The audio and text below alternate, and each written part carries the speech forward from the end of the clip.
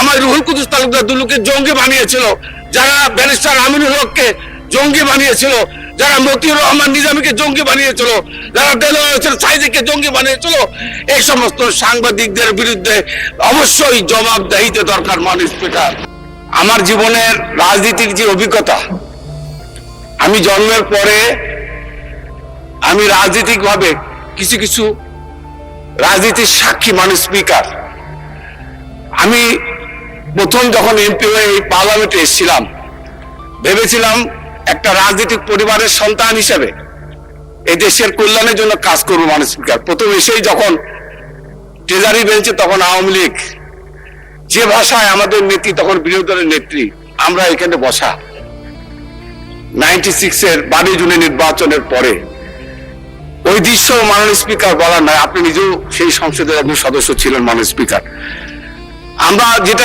মনে করি, বাংলাদেশের স্বাধীনতার পর যে স্বাধীনতার সংগ্রামে আমার ফজলু ভাইদের মতো মুক্তিযোদ্ধারা অংশগ্রহণ করে এদের স্বাধীন করেছিল, আমাদের জয়নুল আবদিন ফারুক সহ, মির্জা আলমগীর সহ, যারা কয়েকশো দাস যারা যুদ্ধ করেছিলেন, যাদের যুদ্ধের মাধ্যমে দেশ স্বাধীন হয়েছে, আমরা এই গণতন্ত্রের জন্য যুদ্ধ করেছিলাম।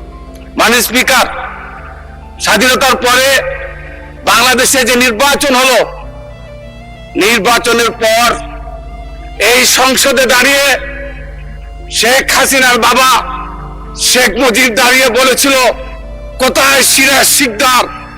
এই হত্যার মাধ্যম দিয়ে বাংলাদেশের গণতন্ত্রকে হত্যা শুরু হয়েছিল। মাননীয় স্পিকার, তার ধারাবাহিকতায় আমরা দেখেছি। মাননীয় স্পিকার, পরবর্তীকালে বেগম খালেদা জিয়ার নেতৃত্বে 1982 সালে যখন এরশাদ ক্ষমতা গ্রহণ করলো, আন্দোলন শুরু হলো। সেদিন ছাত্র আন্দোলনে আমরা ত্যাগ তিতিকার মধ্যে দিয়ে 1991 সালে আবার গণতন্ত্র আসলো। নির্বাচনে বিএনপি ক্ষমতা আসলো। মাননীয় স্পিকার, সেদিন জামাত ইসলামও আমাদের সঙ্গে ছিল। মাননীয় স্পিকার, ক্ষমতা আসার পর বিরোধী দলের নেতা ছিলেন এখানে, উনি পার্লামেন্টে দাঁড়িয়ে বললেন বেগম খালেদা জিয়াকে উদ্দেশ্য করে, একদিনের জন্য আমি শান্তিতে আপনাকে দেব না।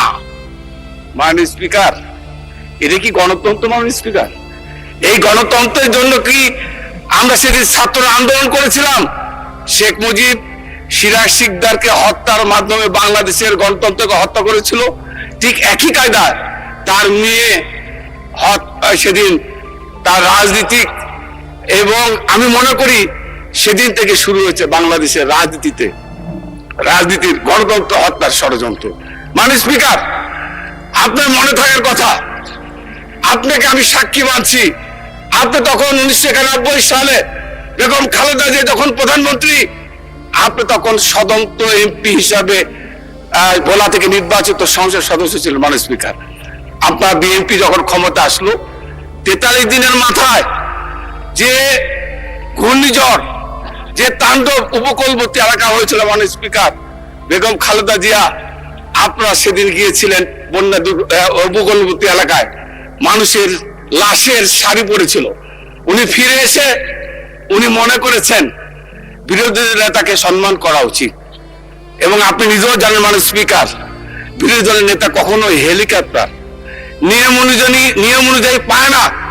উনি তৎকালীন স্পিকার আব্দুল রাজ্জাক সাহেব স্পিকার ছিলেন, ওই স্পিকারকে সঙ্গে দিয়ে হেলিকপ্টার দিয়ে, আপনিও ওই হেলিকপ্টারে ছিলেন। মাননীয় স্পিকার, স্বতন্ত্র এমপি হিসাবে ওই উপকূলবর্তী এলাকায় শেখ হাসিনা ওই উপকূলবর্তী এলাকায় মৃত মানুষের পাশে গিয়ে দাঁড়ানোর সুযোগ করে দিয়েছিল।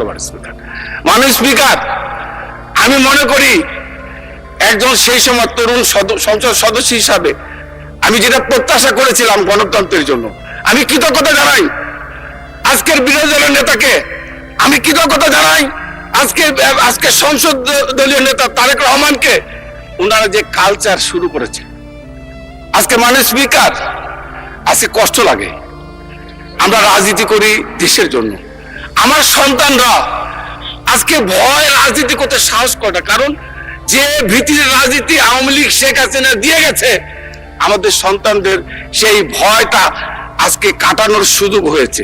যাদের আত্মত্যাগ, যাদের রক্তের বিনিময় যে গণতন্ত্র আমরা অর্জন করেছি, আমি বিশ্বাস করি তারেক রহমান এবং বিরোধী দলের নেতা শফিকুর রহমান সাহেব যেটা শুরু করেছে, আমরা চাই যত ষড়যন্ত্র, যতই চক্রান্ত হোক না কেন, ফ্যাসিস্টরা যেন আগামী দিনে এই ষড়যন্ত্রের কারণে সুযোগ পায়, এই সুযোগ আমরা দিতে চাই না। মাননীয় স্পিকার, আমি আরো দুই একটা কথা বলতে চাই। মাননীয়, আপনি জানেন 1991 সালে এই কথাগুলো এই জন্য বলা দরকার, এই নতুন প্রজন্ম যারা এমপি, বিশেষ করে আমাদের এখানে অনেক এমপি সাহেব আছেন, এখানে নাহিদ সাহেব আছে, হাসনাত আব্দুল্লাহ আছে, তাদেরও জানা দরকার 1991 সালে যখন বিএনপি ক্ষমতা। মাননীয় স্পিকার, আমি এই কথাটা এই জন্য বললাম, রাজনীতির শিষ্টাচার কোন জায়গায় গিয়ে দাঁড়িয়েছিল আমাদের অনেক এমপি সাহেবরা তো জানেন না।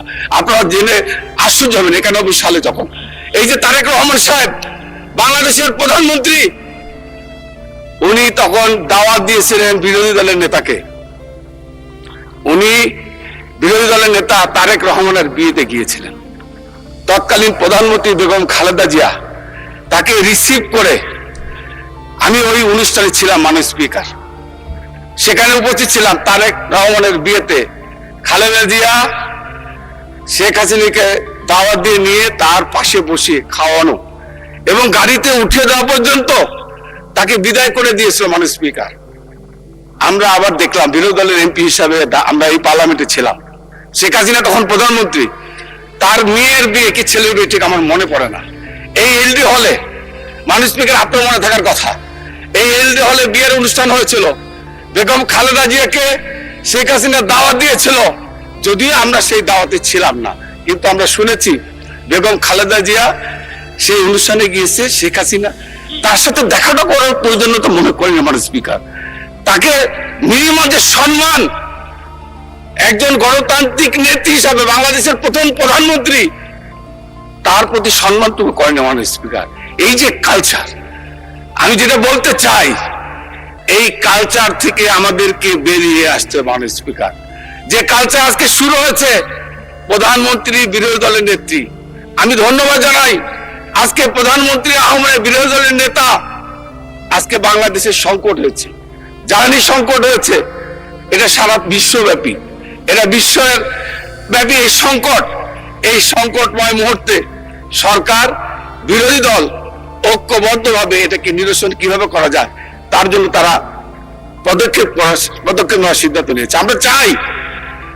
আমরা চাই এই গণতন্ত্রের জন্য আমাদের সংগ্রাম। আজকে 50 বছর রাজনীতির জীবনে আমরা দেখেছি। মাননীয় স্পিকার, আপনিও দেখেছেন, শহীদ প্রেসিডেন্ট জিয়া রহমান সাহেব বাংলাদেশের রাজনীতিতে প্রথম এই গণতান্ত্রিক ধারা, উনি সেনা নিবাস থেকে এসে বাংলাদেশের গণতন্ত্র ফিরিয়ে দিয়েছিলেন। আজকে এখানে জামাত ইসলামের ভাইরা আছেন।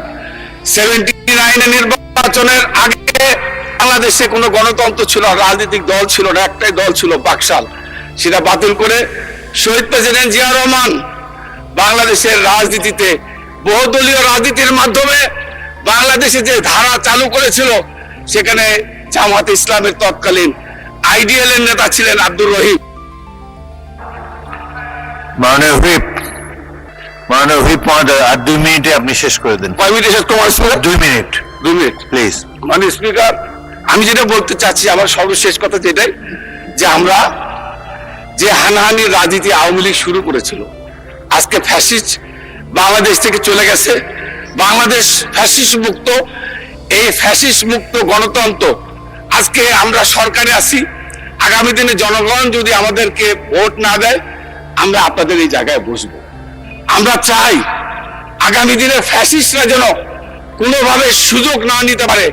আজকে আমরা মনে করি, আজকে বিভিন্ন ভাবে, আমি জামাতের বিরোধী দলে যারা আছেন, আমাদের নেতার সম্বন্ধে, পরিবার সম্বন্ধে অনেক অপপ্রচার, কুরুচিপূর্ণ আজকে যে সমস্ত চালাচালি হচ্ছে, এগুলো বন্ধ করার জন্য আপনারা পদক্ষেপ নেবেন এবং যারা করছে তাদের বিরুদ্ধে ব্যবস্থা নেবেন। আমি মনে করি তাহলে আমাদের মধ্যে যে দূরত্ব আছে, এই দূরত্ব কমে আসবে বলে মনে করি। মাননীয় স্পিকার, আমি আর একটা কথা বলতে চাই। মাননীয় স্পিকার, আমি একজন রাজনীতিক কর্মী, আপনি জানেন এদেশের আজকে আপনি স্পিকার, আপনি নেতা, আমাদের এখানে আমাদের পার্টির নেতারা আছে, যে সাংবাদিক ভাইরা, আমি গতকালকে বলেছি, আমাদের তথ্যমন্ত্রী সাহেবের সাথে কালকে কথা বলেছি, সাংবাদিকদের সাংবাদিকরা বাঁচলে বাংলাদেশের রাজনীতি বাঁচবে।